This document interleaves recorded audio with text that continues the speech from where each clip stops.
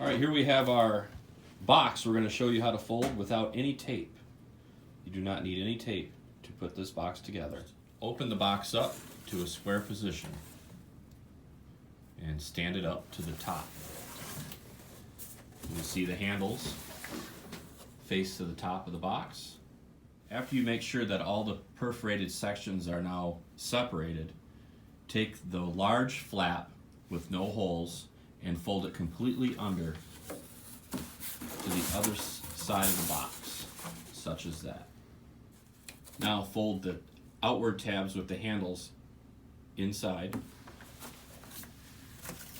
such as this, and then fold the flaps up.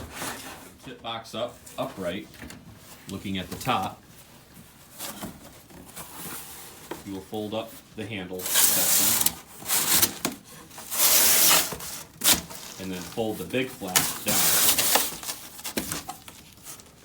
After filling your box, you're going to want to close it with the self-locking tabs. Fold the lid down.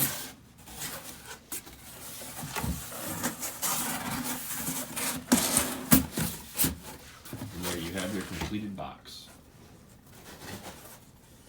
No tape.